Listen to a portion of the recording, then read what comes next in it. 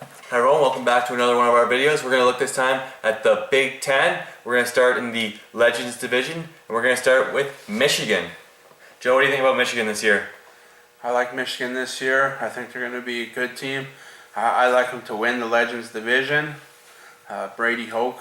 In his third year, 19-7 over his first two seasons. Yeah, he's slowly putting a stamp of approval on that team. They're going to take... they're not going to take as big a loss as everybody thinks. They lose Denard Robinson, but they got Devin Gardner. Devin Gardner's in this year. Fitz Toussaint, running back. If he can... They also got the top recruit at running back, Derek Green, this year. Yeah, he's there, back on Toussaint. If he can put his personal issues aside, like last year he missed a few games, I believe, academically. He had broken leg too last year. Broken leg, he came off. They also have Jeremy Gallen, wide receiver. He's going to be, I think he's going to be All-American this year. They have another potential All-American on the offensive line, Taylor Lewan. So they're going to get some good protection for Gardner, who made 5 starts last year at quarterback, but had played extensively at wide receiver in the past few years. So it's going to be interesting to see how he converts. They have 6 returning starters on offense and 7 on defense. And do you have any prediction for record, Joe? I like him to win nine games this year. I agree with 9-3. Let's go to the Nebraska Cornhuskers, led by Coach Bo Pelini in his 6th season. He's gone 49-20 since he took over as the head man in Nebraska. They will be led by 4th-year starter Taylor Martinez, the dual threat quarterback. His passing has improved his 3 previous years starting, but there's still big concerns about how good Nebraska can really be. I think they're going to go 9-3. You have any comments on Nebraska? I like them in the same area as well. I think Nebraska's going to be tough at home this year. They run the option offense over there. I like them to win in about 9 games. I think they're going to be up there with Michigan at the end of the year, challenging for the Legends Division. All right, let's go now to the Big Ten's resident smart school, Northwestern, led by their former linebacker, Pat Fitzgerald, who's now in his 8th season, which seems amazing considering he only finished playing there under 20 years ago. In his time being the head coach of Northwestern, he's gone 50-39, a complete turnaround from a former bottom feeder to now being ranked in the top 25 to start the season. Yeah, it's good for that school there to start in the preseason top 25. I think they're 23, somewhere in that area. That's they're gonna scare some teams this year. They're gonna win some games. They'll be in the mix as well in the Legends Division. We should they have a QB timeshare where Kevin Coulter and Trevor Seidman will also be seeing equal time at the quarterback position. Bring something different to the Wildcats. And then they have one of the conference's best running backs in Vernon Mark, who could lead the conference in rushing. He's going to get plenty of touches in the offense. We move now to the Michigan State Spartans, where Mark D'Antoni signed a contract this offseason to be a Spartan for life, in the words of Tom Izzo. In his 7 years in East Lansing, he's gone 51-28. I like this team. I think it's going to come down to a 2-team battle for the division between either of the Michigan schools. It's probably going to come down to the game where they play each other, decide who's going to win the division. Which Michigan State does host this year.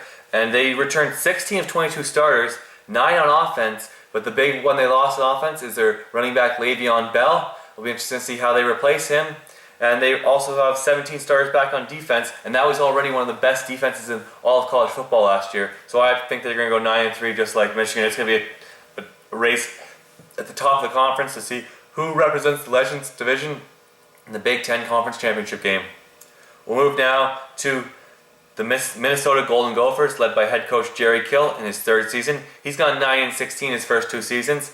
Any thoughts on Minnesota? I don't see this team being that great this year. I think they're going to be in the lower half of the division. I have them winning probably about 4, maybe 5 games this year. That's about it. I agree. I have them right at 5 wins. And I think that's even going to be a struggle. They'll be lucky to qualify for a bowl game. We move to another team that's going to be trouble to qualify for a bowl game. That's Iowa. Kirk Ferentz is in his 15th year. He's got 174 his first 15 years. He signed through 2018, but he could be going bowlless for a 2nd straight year. What do you thoughts on Iowa? I agree. I don't see them being a bowl team this year. I think they're going to struggle again. I see them being again near the bottom of the division. I don't see them challenging anywhere near the top. I agree. I am going 3-9, nowhere close to a bowl game.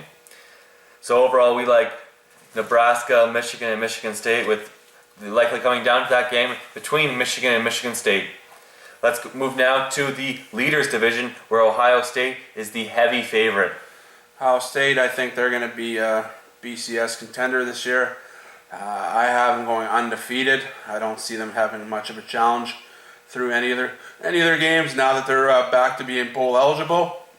Excuse me. I like them to win every game. I don't see them losing this year until possibly the BCS championship game. I agree. Urban Meyer went 12-0 last year, but it's going to be a different story this year.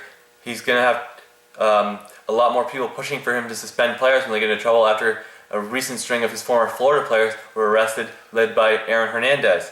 We look at the team, they got 14 starters back, and the big ones being quarterback Braxton Miller, who's the Heisman Trophy favorite this year, but also they've got very good targets back in Corey Brown, Devin Smith, and Jordan Hill. I agree, 12-0. I think this team will be competing for a spot in the national championship game.